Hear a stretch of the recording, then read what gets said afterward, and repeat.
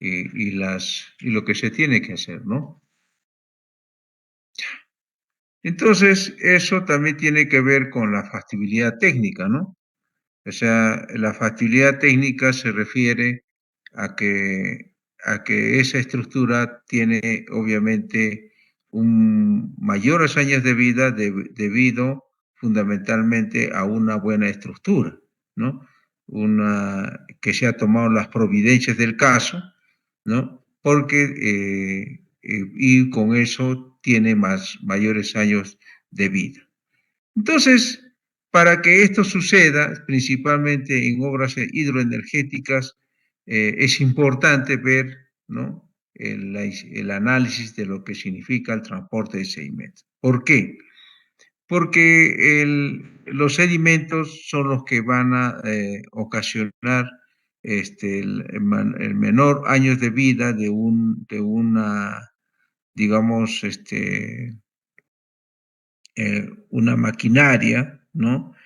Que se supone que es un transformador, ¿no? Los álabes de la turbina, ¿no? Entonces, estos van a tener problemas de deterioro y por lo tanto los años de vida disminuyen. Entonces, el transporte de sedimentos en los ríos, ¿no? Adquiere pues una importancia capital, sobre todo para ver, obtener y determinar la vida útil, la vida económica de la obra, ¿no? Entonces, ante esto, el transporte de sedimentos sí es pues, un fenómeno muy complejo, ¿no? Que va a responder a dos funciones que representan las características de los ríos. Una de las funciones indica la cantidad, naturaleza y propiedades físicas de todos los materiales disponibles para transportar. Y la otra se refiere a la capacidad del sistema hidráulico, ¿no? Entonces, esa complejidad hace que el problema de transporte de sedimentos sea pues un poco imposible o dificultoso de resolver para la aplicación simple de lo que significa la teoría mecánica de fluidos. Es decir, solamente la teoría de mecánica de fluidos, con la teoría de la mecánica de fluidos es imposible resolver problemas de sedimentos, ¿no? Porque no está capacitado para eso. Martín, en el 2003, cuando habla de transporte de cementos por un río, puede clasificarse atendiendo a dos criterios, ¿no? Depende del modo de transporte y también del origen del material. El modo de transporte se supone que ese sedimento está en suspensión, ¿no? Que está sostenido por la turbulencia del flujo, o también ese sedimento está en el fondo del río, rodando, deslizando o saltando. Entonces, Huanca en el año 1999 indica que las altas pendientes de los ríos de la sierra ofrecen las condiciones pues, para un gran arrastre de sedimentos, sobre todo en la época de lluvias. Entonces, la presencia de las partículas de los sedimentos en el flujo obviamente va a alterar el comportamiento hidráulico, ¿no? Muchas veces está motivado por la presencia de elementos artificiales como son apoyos de puentes o estructuras hidráulicas que hacen que se rompa ese equilibrio del flujo. Entonces, el transporte de cemento está ligado, pues, entonces, a lo que es la hidrodinámica de los canales abiertos, la introducción de partículas dentro del flujo que altera el comportamiento hidráulico. Entonces, se puede decir que estos sedimentos que forman el lecho pueden adoptar muchas formas, ¿no? Eh, por ejemplo, en tipo de dunas, rizaduras, superficies planas. Bien, en realidad, dependiendo del tipo del proceso de transporte. Con respecto a los sedimentos, ya hemos hablado en los capítulos anteriores, ¿no? Lo que vamos a hablar ahora es sobre la clasificación de transporte de sedimentos. También hemos visto este proceso de suspensión, transporte y posteriormente la disposición de sedimento. Eso no depende solo de las condiciones de flujo, sino también de todas las propiedades del sedimento. Entonces, por eso es necesario hacer un estudio, ¿no? Ver sus propiedades y se considera ahí la continuación del tamaño, la forma, la distribución granulométrica, la densidad, el peso específico, la concentración y transporte en suspensión, ¿no? Bien, entonces Martín, 2003, nos indica que el origen posible del material transportado viene a ser de la cuenca hidrográfica del río, ¿no? Y eso se entiende principalmente a lo que nos referimos al origen durante la presencia de las lluvias y eso hace que crezca el flujo fluvial. Entonces, eh, eso también tiene pues origen en la cuenca, ¿no? Entonces, principalmente porque transporta materia muy fina, ¿no? O sea, de las laderas, producto de las lluvias, arrastra pues y lava la cuenca, ¿no? Eso nos indica Martín. Rocha, Arturo Rocha nos dice que para distinguir entre las partículas que van permanentemente en contacto con el fondo y que éstas se ruedan y se deslizan, constituyen pues el arrastre o transporte sólido de fondo y aquellas que van en suspensión, ¿no? Entonces, algunas partículas se transportan de un modo particular, en saltos, ¿no? Y también a esa modalidad se lo denomina transporte por saltación. Entonces, acá tenemos una figura, ¿no? Los que están en rodadura, los que están en saltación, reptación, ¿no? En suspensión y flotación, ¿no? Bien, tradicionalmente ya hemos visto también que existe pues dos criterios para clasificar el transporte de sedimentos, según el modo de transporte y también según el origen del material transportado, ¿no? Eso ya hemos visto mucho atrás.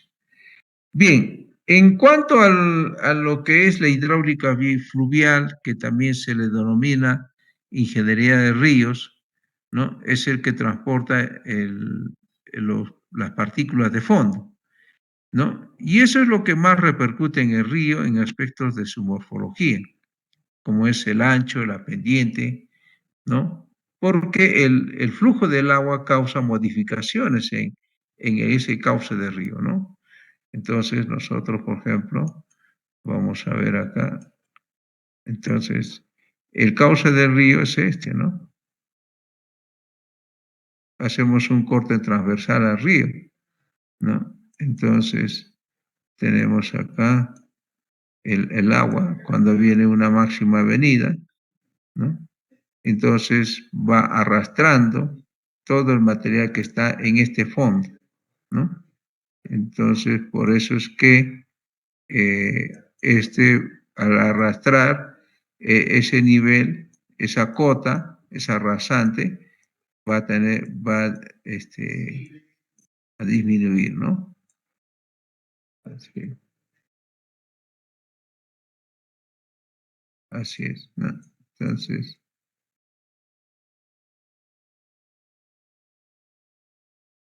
así es, ¿no? Bien, la variación del transporte de sólido con respecto al tiempo, ¿no? Hay variación con respecto al tiempo. Roche indica que el transporte de sólido de un río no es constante, ¿no? A lo largo del año. Como hemos dicho, solamente en época de lluvia viene gran cantidad de volumen, ¿no?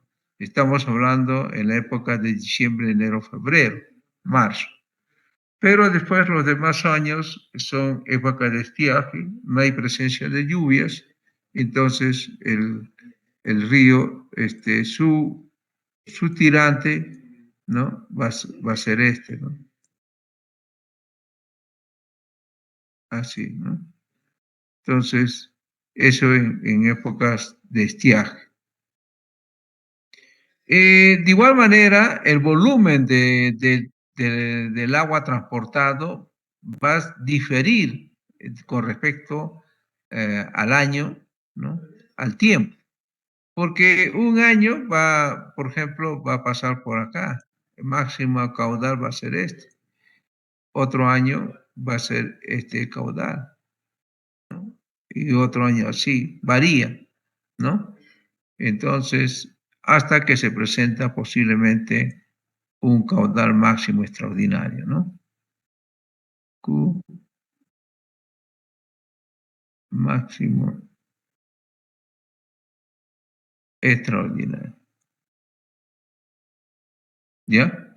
Entonces, esto, cuando se hacen los cambios son muy grandes, transportan o sea, cuando se presenta un caudal máximo extraordinario, va a transportar mayor cantidad de sólidos en suspensión y de fondo. Entonces, eso va a constituir la causa de esos cambios de río mediante cortes de depósitos en forma de barras, inundaciones, erosión de lecho, erosiones locales, etc. También vemos acá lo que es la variación transporte de sólido en la sección transversal.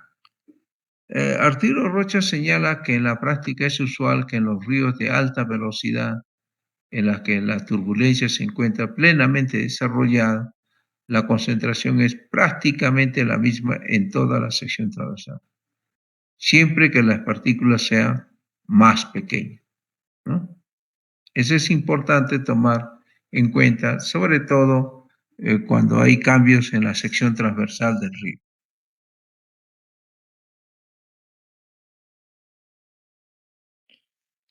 Bien, otro tema que se tiene que ver es la interacción, lo que es sedimento y estructura hidráulica. Al inicio de la clase, ya un poco hemos hablado de esto, porque la construcción de una obra hidráulica en un río va a alterar el comportamiento fluvial, ¿no? Por ejemplo, cuando construimos un puente, una boca toma, ¿no? Entonces, y eso se manifiesta mediante algunos procesos de erosión y también de sedimentación.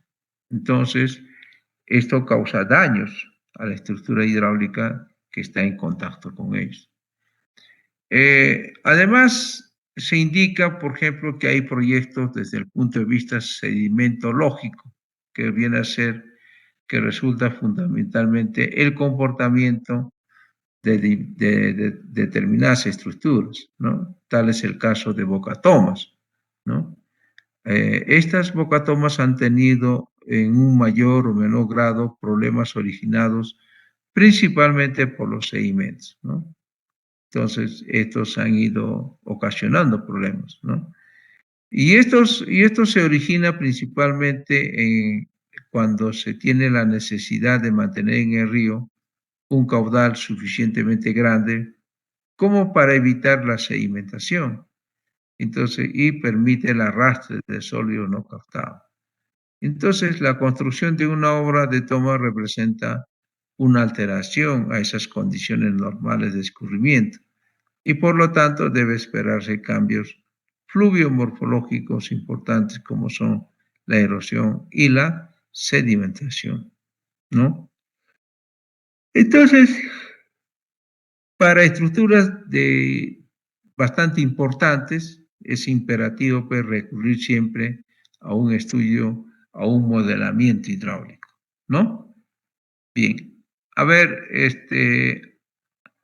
Arapa, Quispe, Juan Carlos, Ingeniero, buenas tardes. ¿tienes alguna pregunta referente a lo que estamos hablando? No, ingeniero, solo quería Ok. saber de los modelamientos, ¿cómo se hacen? Los modelamientos se hacen ya en este curso de estructuras hidráulicas, ¿no?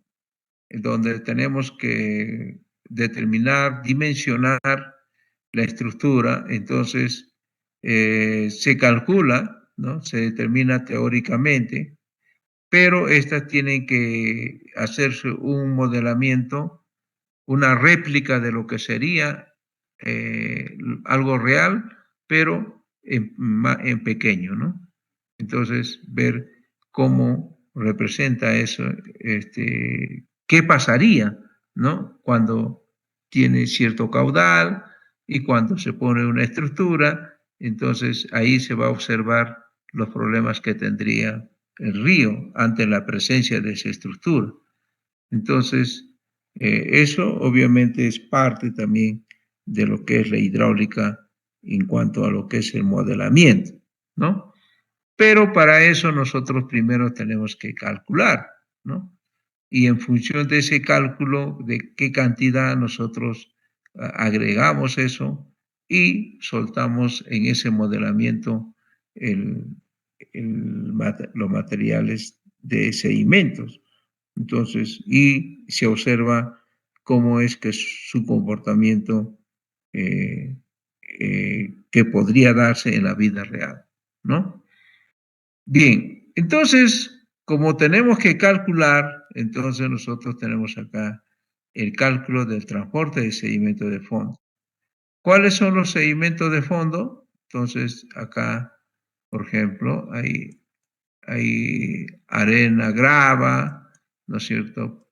Bolones de piedra que están acá o están encima ya, que están en movimiento, ¿no? Algo así. Entonces, a eso nos referimos, ¿no? Entonces, primero vamos a calcular cuáles son los sedimentos de fondo, o sea, lo que el río está erosionando en el cauce del río, ¿ya? Un ratito, jóvenes, un ratito.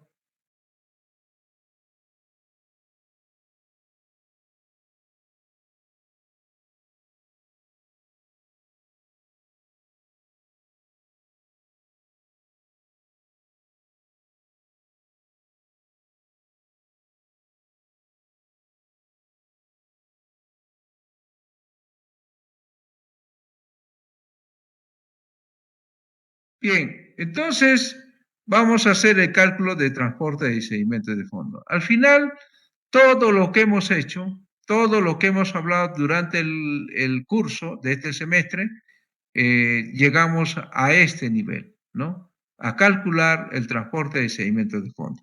Después vamos a calcular los sedimentos en suspensión, ¿no? Y después, más adelante, de manera conjunta, tanto los sedimentos de fondo como los de sedimentos en suspensión.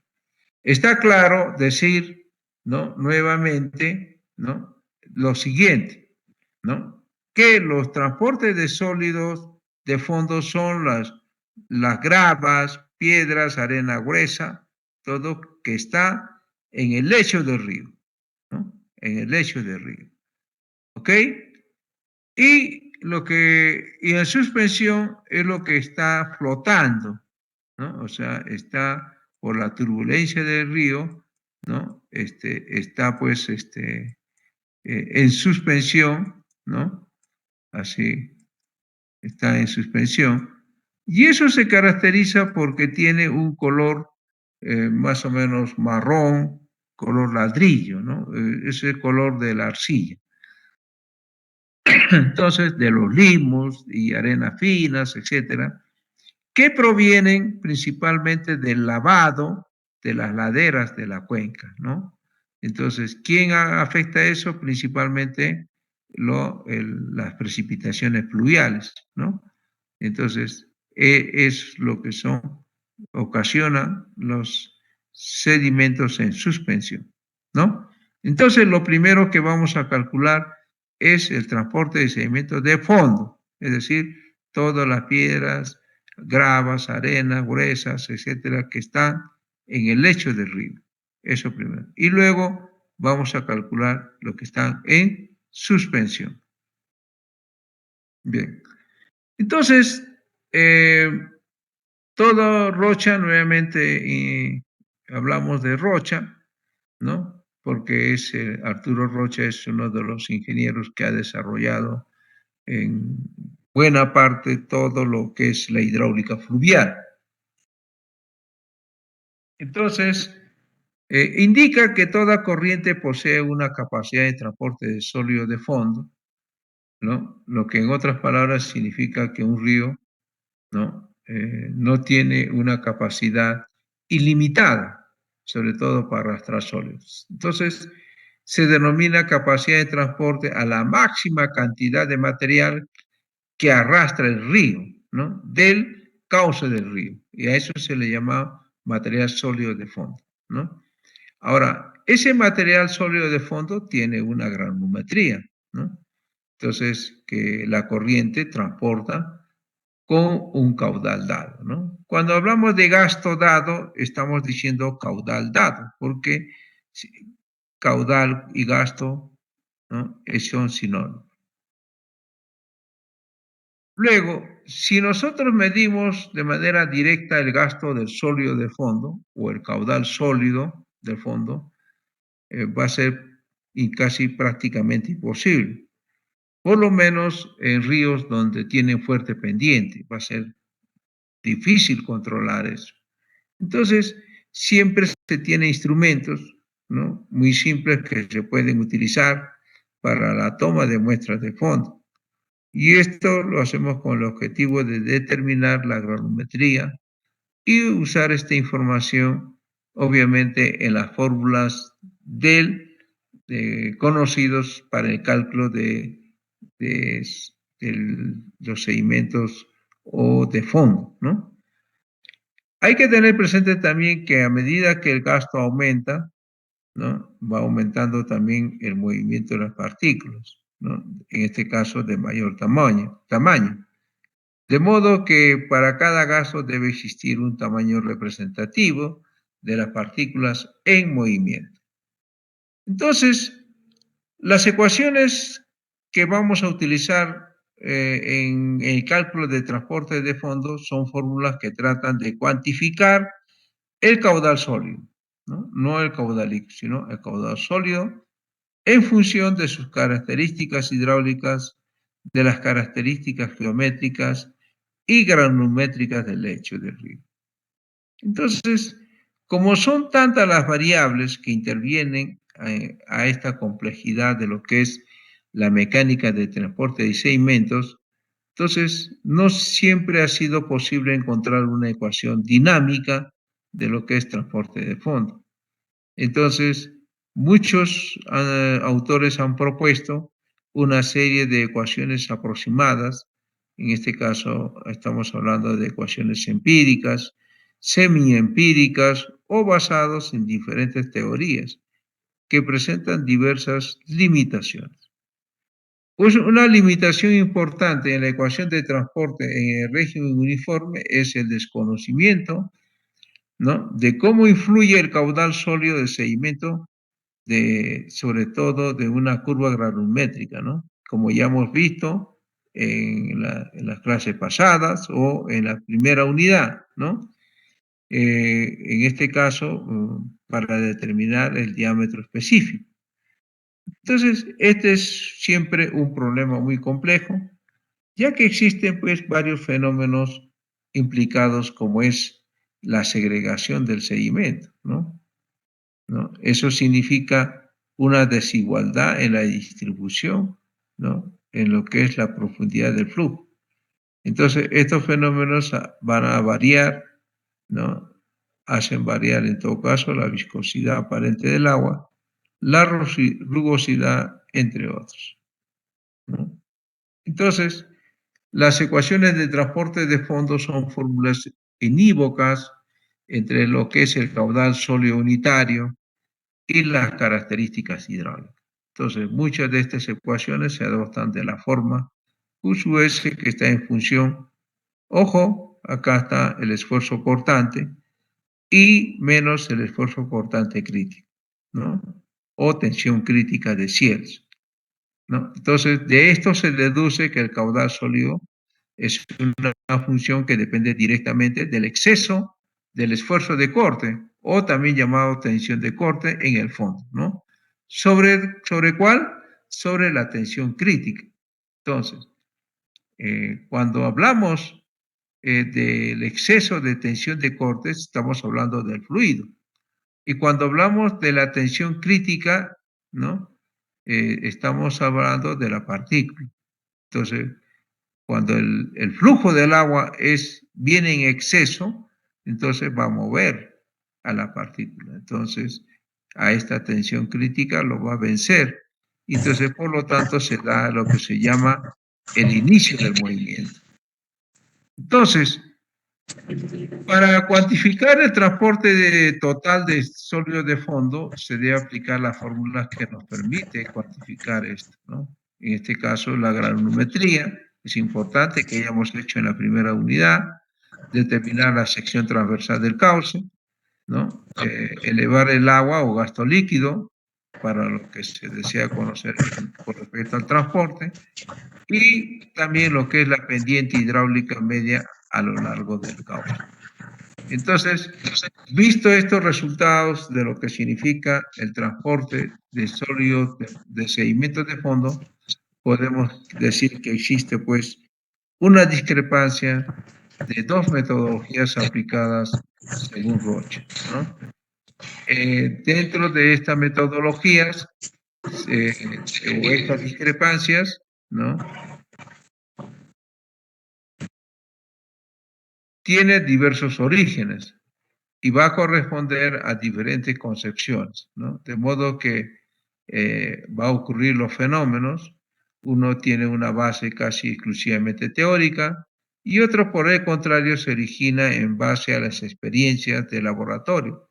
Sin embargo, todos ellos van a expresar obviamente el mismo hecho. De todas las ecuaciones existentes, las dos que se consideran más importantes o más interesantes son las de Meyer, Peter y Müller y la ecuación de Einstein-Brom, ¿no? Son los más conocidos. Existe una infinidad, pero estos son los más conocidos. ¿Cuáles son esas ecuaciones para calcular el gasto de sólido de fondo?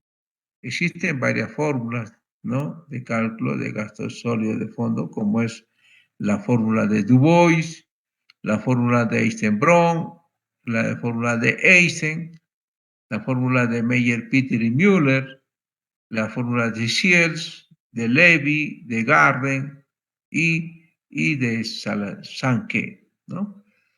Todas estas fórmulas se caracterizan por tener diversos orígenes, ¿no?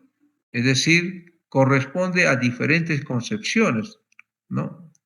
Concepciones en el sentido de cómo ocurren los fenómenos. Entonces, unas tienen base exclusivamente teórica, en base a los fundamentos teóricos. Otros tienen una base o un origen específicamente experimental, ¿no? En base a las experiencias, en base al desarrollo experimental, se va desarrollando una ecuación. Sin embargo, todas estas expresan el mismo hecho, es decir, el gasto sólido de fondo es proporcional a una potencia de la diferencia entre lo que es gasto líquido, el gasto crítico de RAT, ¿no? Que viene a ser el mínimo valor de gasto para poner en movimiento las partículas de fondo. En general, todas estas fórmulas para el cálculo de gasto de sólido de fondo son aplicables a un canal prismático, ¿no? Un movimiento permanente, uniforme, bidireccional y con una granulometría bien definida. Entonces, como decimos, el gasto de sólido de fondo que comúnmente se utiliza es el de Meyer, Peter y Müller y la fórmula de Einstein-Brom, ¿no? Esto en cuanto se ajusta a las condiciones del material del sólido de red. Entonces, la ecuación de Meyer, Peter y Müller, ¿no? Es una ecuación empírica, ¿no? Es decir, obtenido de ensayos de laboratorio, ¿no? Este laboratorio fue en Suiza, ¿no?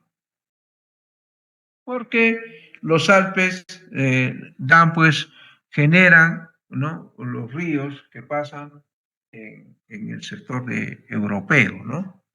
Entonces, ahí Meyer, Peter y Müller ensaya una serie de ensayos y propone pues, lo que es la relación de parámetros adimensionales. En este caso utiliza el parámetro de transporte y el parámetro de flujo, ¿no? Bien, entonces la relación adimensional viene a ser la fuerza atractiva. Ojo que ya hemos visto esto, ¿no? Que va a ser el parámetro de flujo, ¿no? Este es el parámetro de flujo. Y la relación que propone Meyer-Peter es el parámetro de transporte. Ese parámetro de transporte se refiere a esta expresión, ¿no? Eh, en lo que es la relación de la rugosidad de grano entre la rugosidad total, ¿no? Todo esto a la 3 medios por el esfuerzo cordante crítico es igual a 0.047 más 0.25 y la variable de transporte, de flujo, a los 2/3, ¿no?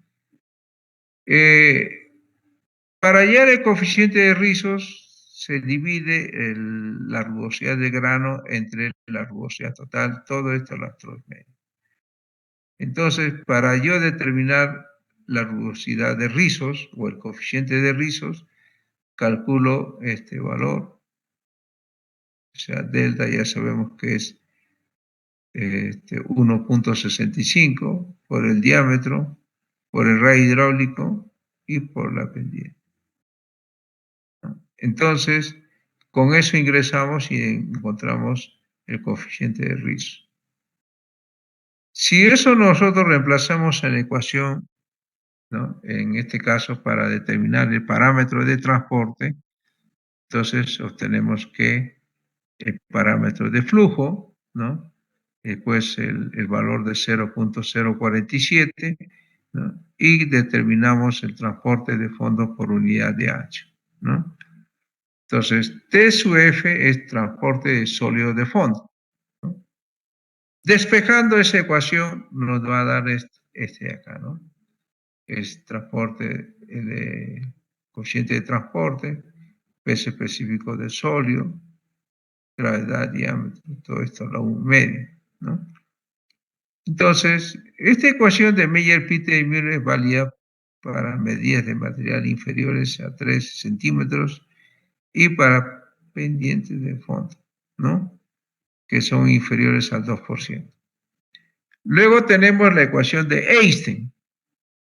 Einstein introduce lo que es el concepto de probabilidad, ¿no? Una partícula de fondo puede ser puesta en movimiento si la fuerza ejercida por el fluido en cualquier instante es mayor que la fuerza de resistencia de la partícula, ¿no? Eso es. Entonces, dado que estas fuerzas sobre la partícula varían con respecto al tiempo, al espacio, entonces este movimiento de la partícula va a depender de la probabilidad de que en un determinado instante y lugar las fuerzas dinámicas excedan a la fuerza de resistencia, ¿no? O sea, la fuerza del flujo del agua, ¿no? Va a exceder a la fuerza de resistencia de los materiales, hacer remover. Entonces, eso va a ocurrir siempre, pero hay que calcular en qué magnitud. Muy bien. La fórmula original en 1950 fue publicada por el Conservation, ¿no? De Suelos del Ministerio de Cultura, ¿no? En el Handbook de Bentechow, escrito por Einstein, ¿no? Eh, Ahí se ha establecido que Einstein utiliza la función intensidad de transporte y la función de intensidad del movimiento. Entonces, para hallar el parámetro del flujo,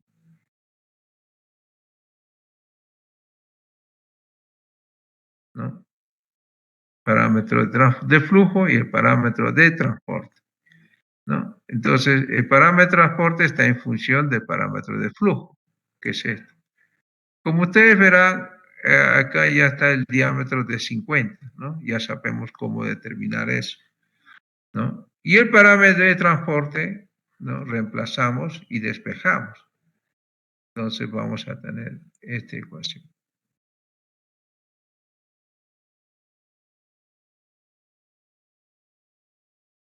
Luego tenemos la ecuación de Du Bois, que es una fórmula más antigua que se conoce para el cálculo de gasto de sólido de fondo.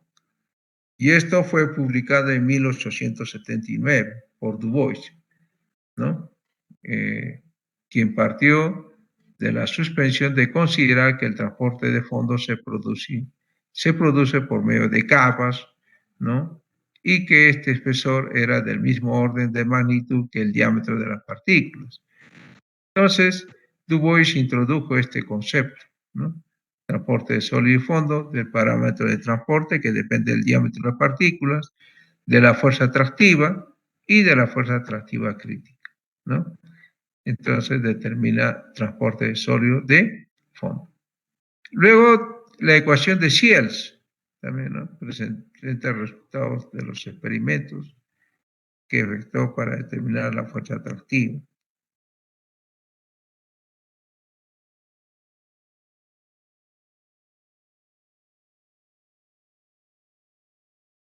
Entonces, tenemos ahí, en el caso de Shields, ¿no? Tenemos el parámetro adimensional de Shields, ¿no? El número de Reynolds y el caudal líquido por unidad de ancho. Luego tenemos el método de Garden y Albertson, ¿no? Evalúa el arrastre de la capa de fondo. En este caso, Garden y Albertson presentaron los resultados de un estudio comparativo con datos experimentales que son obtenidos por Hilbert y Liu, ¿no? Entonces, para sus análisis utilizamos los parámetros adimensionales de Kalinsky y de Shields, ¿no? Entonces, esa es otra metodología para hallar el transporte de sólidos de fondo. Luego tenemos el transporte por Sankey, que también introdujo el riesgo, ¿no? Como factor, una fórmula de transporte, y su idea era de que el transporte, ¿no? De los sólidos, que es una función phi, no comienza abruptamente, sino en forma suave.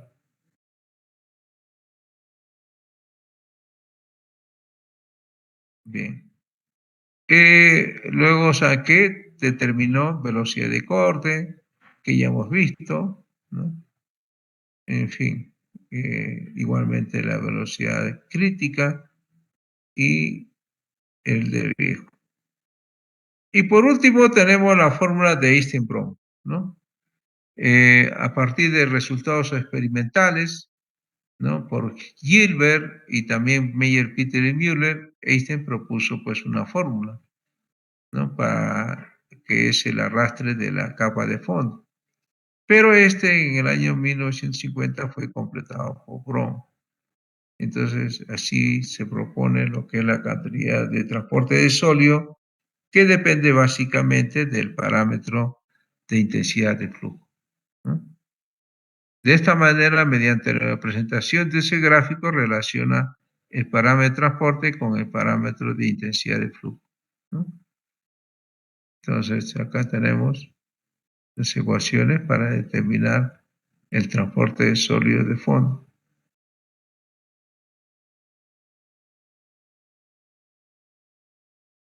Así es, transporte de sólido y fondo por el valor de T, y tenemos en toneladas por día.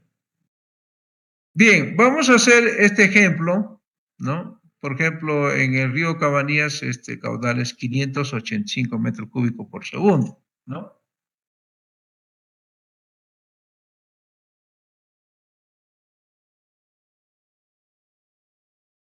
Ya, y el área es 305, el perímetro 132, la temperatura es 20 grados centígrados, el peso específico del sólido es 2.650 kilogramos por metro cúbico, su pendiente es 0.034 metros, eh, el peso específico del agua es 1.000, el diámetro medio es 0.044, delta es igual a 1.65, ya hemos visto, gravedad 9.81, Y en función de esta temperatura tenemos la viscosidad cinemática y la rugosidad, que es igual a 0.033. Entonces, si aplicamos la ecuación de Meyer, Peter y Müller, entonces primero calculamos el esfuerzo cortante, ¿no? El esfuerzo cortante es el peso específico 1000 del agua. El tirante, ¿cuánto es acá? ¿Dónde está? Ya, eso tenemos que calcular en función de estos documentos utilizando la ecuación de Manning, ¿no? Entonces nosotros calculamos este tirante, ¿no? Que es 2.302, ¿no? Que vendría a ser en función igual a lo que es el rey hidráulico, ¿no? Eh, el rey hidráulico es área sobre perímetro, ¿no? Entonces, dividimos 305.11 entre 132.52, ¿no? A ver, vamos a ver.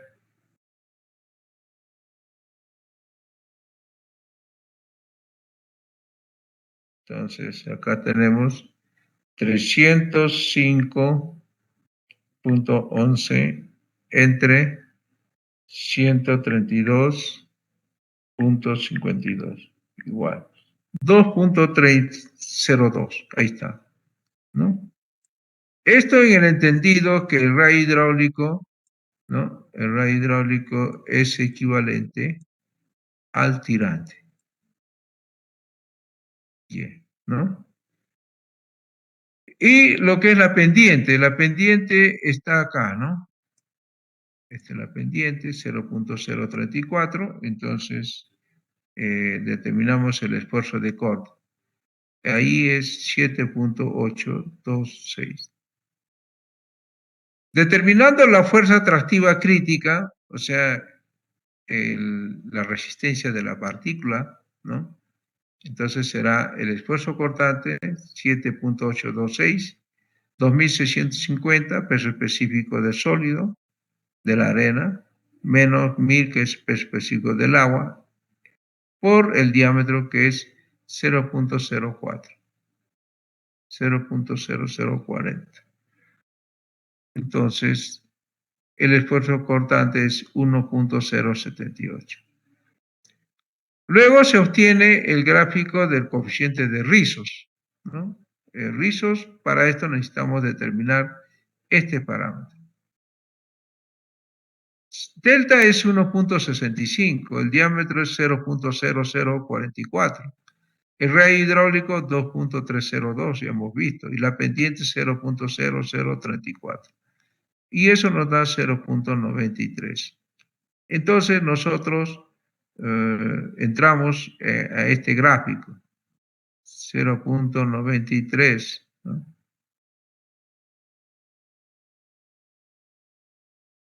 Acá. Este 0.93 es casi cero acá, ¿no? Entonces nos va a dar un valor, por ejemplo, de 0.2 y acá 0.3, entonces será 0.25.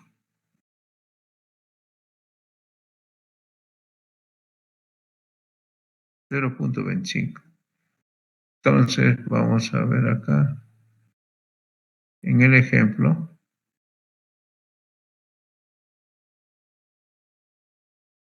acá, ¿no? Acá está. Coeficiente de riesgo 0.25. Calculamos el parámetro de transporte. Mu 0.25. El esfuerzo cortante crítico es 1.078 menos 0.047 entre 0.25. Todo esto a las 3 medias. Entonces, el parámetro de transporte es 0.94. ¿Ok? Entonces, con eso determino el transporte de sólidos de fondo. El transporte de sólido de fondo será 0.94 por el peso específico del sólido, que es 2650. Ojo que es 2.65, ¿no? Pero estamos hablando en sistema MKS, ¿no? Luego, el peso específico del agua, que es 1000, peso específico es solo 2650 menos 1000 a la U medio. 1 sobre gravedad, que es 9.81, el diámetro, que es 0.0044 al cubo, todo esto a la U medio, ¿no? Entonces, operamos, me da un transporte de sólido de fondo de 2.94 kilogramos por segundo por cada metro. Entonces, como tenemos el perímetro del cauce del río, ¿no? Ojo, el perímetro vendría a ser, vamos a poner acá, así, ¿no? El perímetro hidráulico, ¿no? Entonces, el perímetro será todo lo que está desde acá, ¿no?, hasta acá, ¿no? Entonces, el perímetro ya sabemos cuánto es, 132.52. Transporte de sólido de fondo, 2.94. Entonces, me va a dar transporte de sólido de fondo, este metros por metros se va, ¿no? Y me va a dar kilogramos por cada segundo, ¿no? Ahora, esto lo transformo en sólido de fondo por día, ¿no? Entonces, acá será en los 3.89, ¿no? Kilogramos por segundo, ¿no? A ver, 389.60 kilogramos por segundo. Entonces, esto lo pongo acá, lo divido entre 1000 y multiplico por 86.400. Y eso nos da un transporte de sólido de fondo aproximadamente de 33.661.4 toneladas por día, ¿no? Entonces, de esa manera, nosotros estamos determinando cuál es la cantidad en toneladas por día utilizando la ecuación de Meyer, Peter y Müller. ¿Ok? Bien. Jóvenes, ¿alguna pregunta? A ver, Carita Surco, Alex, Bien, buenas tardes, sí. ¿tienes alguna pregunta? No, nada, ingeniero. Ya. Bien, yo los voy a dejar acá para que puedan, porque yo tengo clases, en la siguiente hora tengo clases, entonces les dejo acá para que en la próxima clase continuemos aplicamos la ecuación de Einstein, ¿ya? ¿Ok?